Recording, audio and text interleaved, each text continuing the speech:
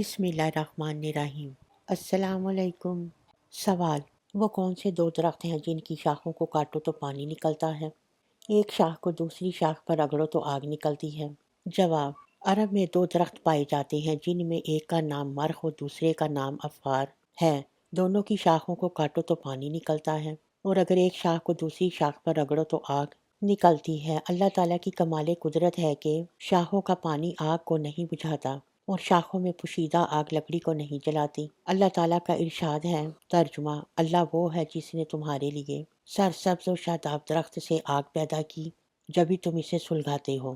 سوال: کس کس نبی کی زبان عربی تھی؟ جواب: حضرت عبداللہ بن عباس رضی اللہ تعالیٰ عنہ نے فرمایا، 5 انبیاء علیہ السلام کی زبان عربی تھی: حضرت محمد صلی اللہ علیہ وآلہ وسلم، حضرت اسماعیل علیہ السلام، حضرت شعیب علیہ السلام، حضرت صالح علیہ السلام، حضرت ہود علیہ السلام۔ سوال: وہ کون سا نبی ہے جس کی روح آسمان پر قبض کی گئی؟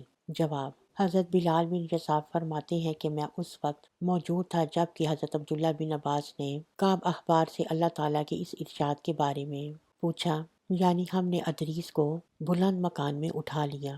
حضرت کعب نے فرمایا، اللہ تعالیٰ نے حضرت ادریس علیہ السلام کو وحی کی کہ تجھ اکیلے کے نیک اعمال میری بارگاہ میں اس قدر آتے ہیں جتنے تمام بنی آدم کے۔ حضرت ادریس علیہ السلام نے چاہا کہ میرے نیک اعمال میں اور بھی اضافہ ہو۔ آپ کے پاس آپ کا ایک دوست فرشتہ آیا، آپ نے اسے خدا کی وحی سے آگاہ فرمایا اور کہا کہ آپ ملک الموت سے بات کریں کہ وہ مجھے مہلت دے کہ میں نیک اعمال زیادہ کر لوں۔ اس فرشتے نے آپ کو پروں پر اٹھا لیا اور آسمان کی طرف چڑھ گیا۔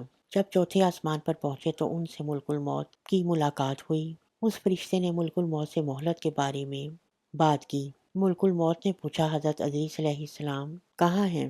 فرشتے نے کہا، یہ میرے پروں پر۔ ملک الموت نے کہا، بڑے تعجب کی بات ہے، مجھے حکم ہوا ہے کہ میں حضرت ادریس کی روح چوتھے آسمان پر قبض کروں۔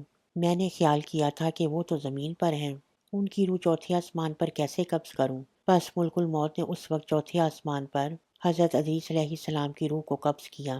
ہمارے چینل کو سبسکرائب کریں۔ صدقہ جاریہ کی نیت سے ہماری ویڈیو کو لائک اور شیئر کرنا مت بھولیں۔ اللہ حافظ۔